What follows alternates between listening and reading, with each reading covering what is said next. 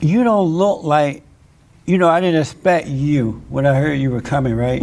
I expected a black older woman with an afro, kind of hear me roar. Yeah.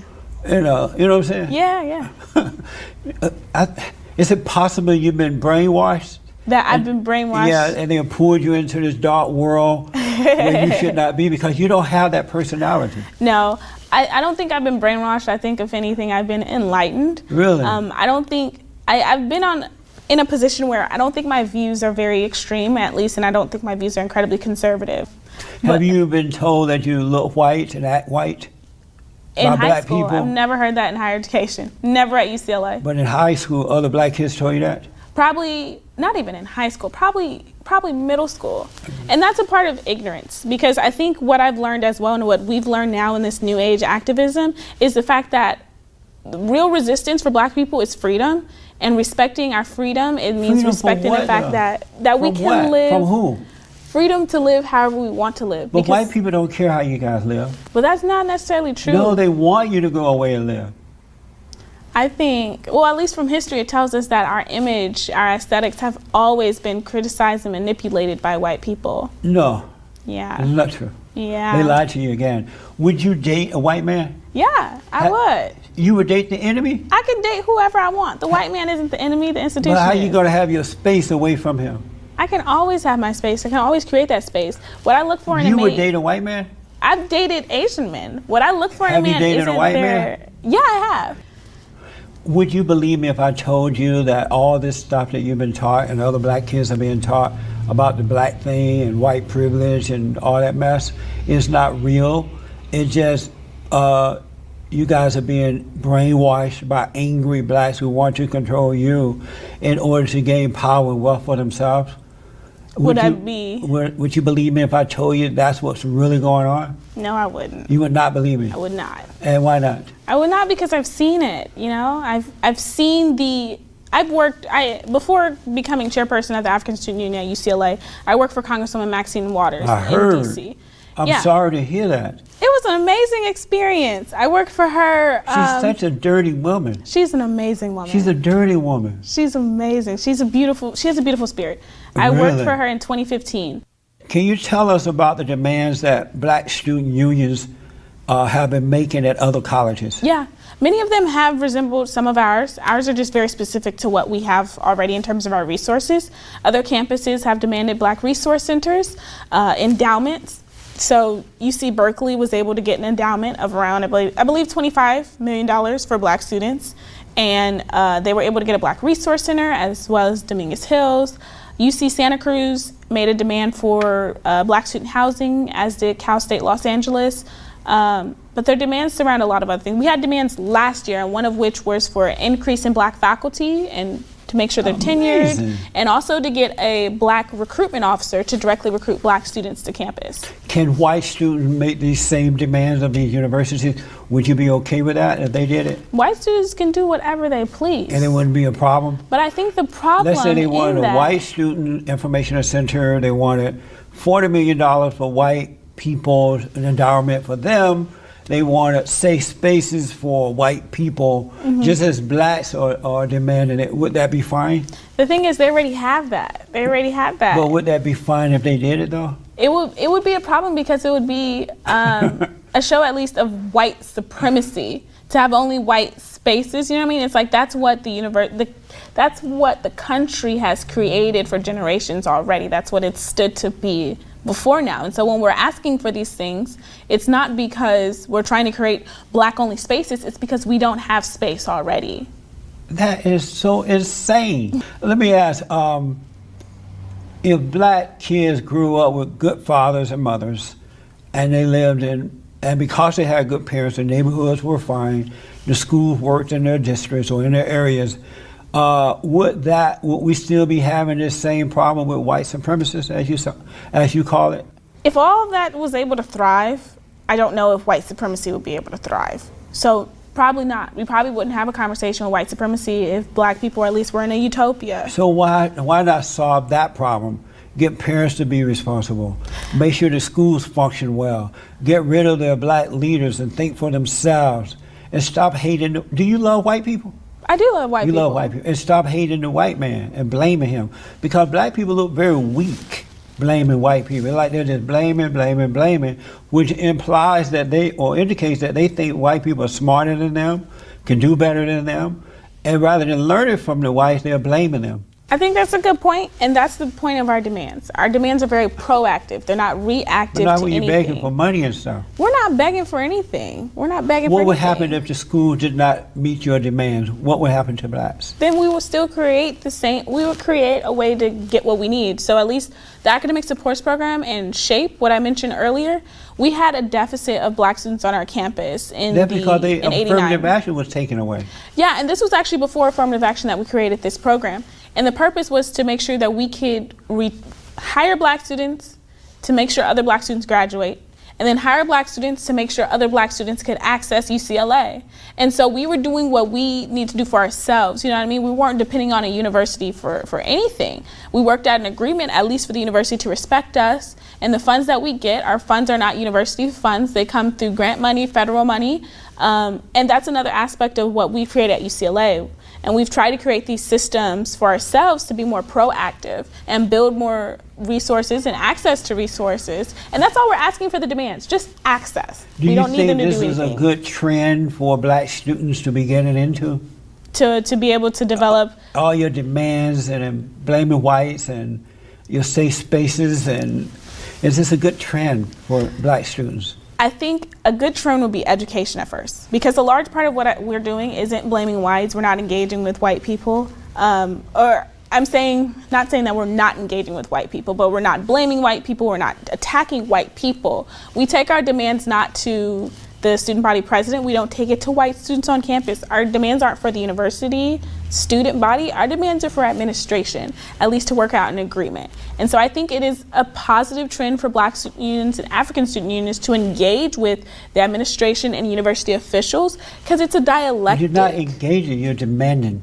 We're engaging with violence them. In many cases. Not violence, I think, is a symptom, at least, of some type of another aspect in the pot. I don't think that's what's entirely no character, just angry people. I don't think that's what intentionally comes out of things. Let me ask, Black Lives Matter, do you agree with me that it is a far left, liberal, godless, radical, agitative organization that's been created by black lesbians and homosexuals and social justice warriors, white social justice warrior, and that this organization is worse than the KKK? I do not agree. Why not? I do not agree. KKK was an organization for violence and removing But that's what people. they're for too. Black Lives Matter is not. Black Lives Matter is for creating resources and uplifting the social status of black people. What about, what do you want, dead cops? When do you want it now? Pigs in the blanket, fry them like bacon. And Black Lives Matter were chanting that. They show no concern about the black on black violence in Chicago and other places. They're only intimidating white folks to get something from them, but they show no love for blacks who are living in the ghettos and killing each other. I don't agree, that's not true. What have they done to show love for them? Black Lives Matter, at least they create beautiful spaces to encourage love. Outside of most people only focus and see them in their protest space, in the public space, but that does not at all represent the entire image of Black Lives Matter itself.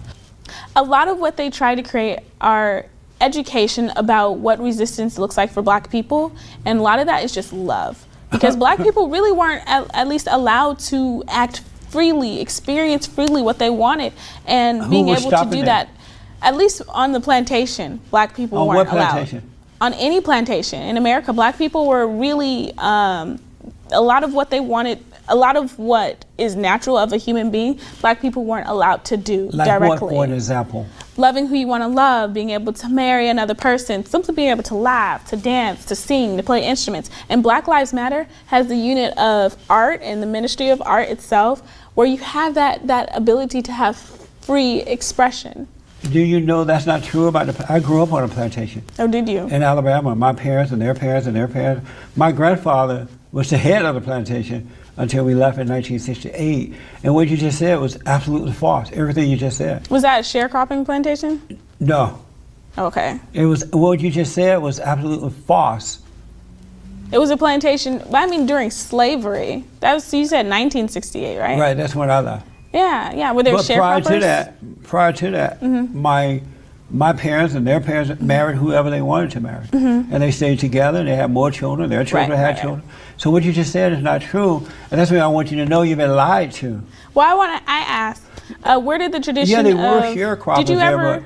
but the plantation were owned by white people. Yeah. And they ran it, and all the good stuff. Yeah. So where did the tradition of jumping the broom come from? That would be my question. Some mess that's made up by the black radicals. They say it came from Africa somewhere. No, but it never came from Africa. Don't they look dumb when they do that? Jumping a broom? I mean, in America, Would you jump they a jump broom in America because they weren't allowed to Would officially you jump marry. a broom? I think it's an amazing No, would you thing. jump a broom at your wedding? I'm still thinking about it. Where did you think that came from, that idea of jumping a broom? Well, history has shown that it's actually come from Irish culture. Right. And slave plantation owners, like the master on the plantation, would have them do it in mockery of the fact that they didn't have real freedom to get married. And it was like, okay, here, jump a broom so you can entertain me. Nobody jumped brooms in my family. Okay. They all got married. Well, that's no great. one jumped a broom. We didn't even But that's hear about past the broom 68. thing until recently. What is cultural appropriation? Cultural appropriation is when people are at least taking or stealing. And you call it taking or stealing because there's no agreement made to use aspects of someone else's cultural practices. So like when the black students are taking away from the white folks their money, the $40 million, and they just mad for the school, that's cultural appropriation? No, that's not an aspect of white culture. But they're taking from the white man. No, there's an agreement, at least if you want to put it in that context of an endowment, there's an agreement for us to create our own source of money from our community. But they're not volunteering this, they're being forced to do it. No, they're volunteered. They're volunteer. And the thing is, the university already stands in place to work with students, to work with student organizations. And so if anything, the demand in any of the situation, there's a demand for us as student leaders to act for what our students need. At UCLA, they have what they call safe spaces. What they call safe spaces for is black students. Is that true? Yeah. And so black students are now known as snowflakes?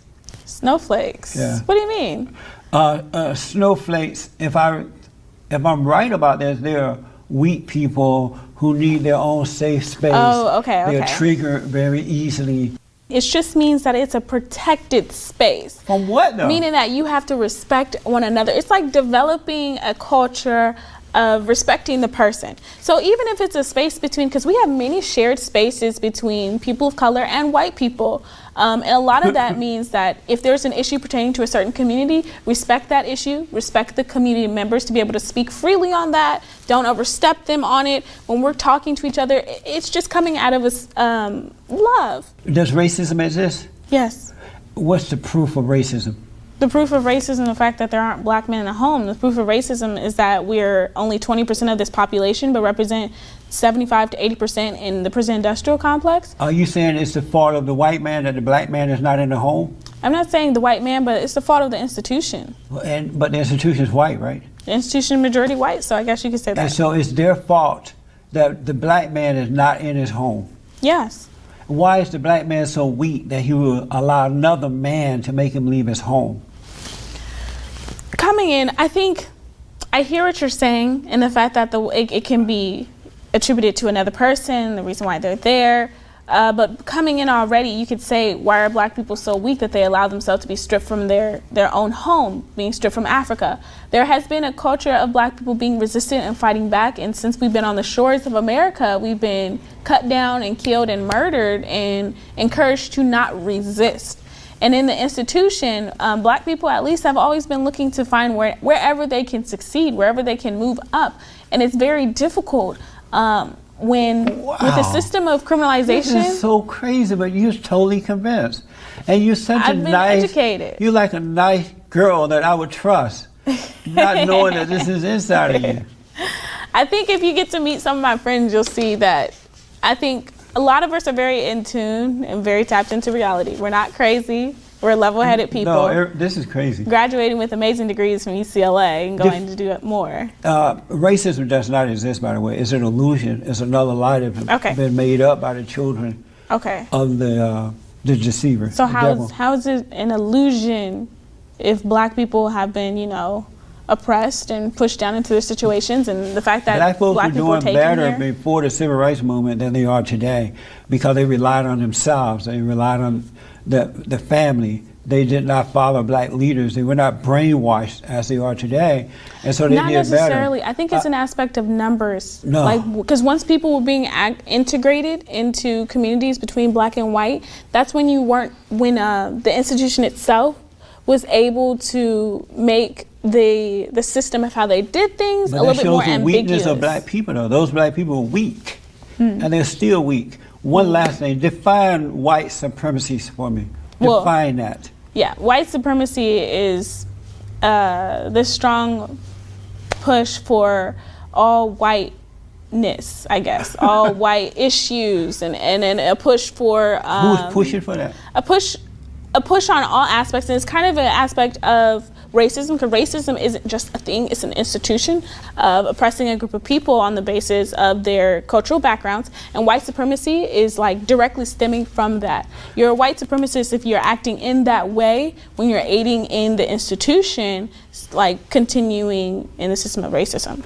I think that white people have made a horrible mistake by not pushing for their whiteness over the last 50 to 60 years. You said white people have made the mistake of not pushing for their whiteness? Right, for their own space, and not giving in to the demand of the radical blacks, because look what has happened. I think that started to change because you have the alt-right and others who are now starting to stand up and fight back. So I think, but what you don't realize is that black people are turning every other culture away from them.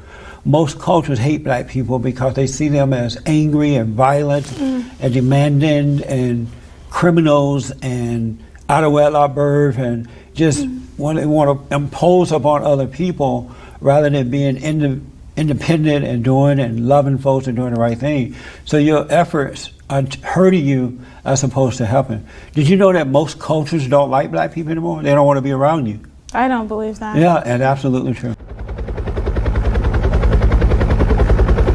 Thanks for watching The Fallen State. We need your continued support. Donate to my nonprofit here.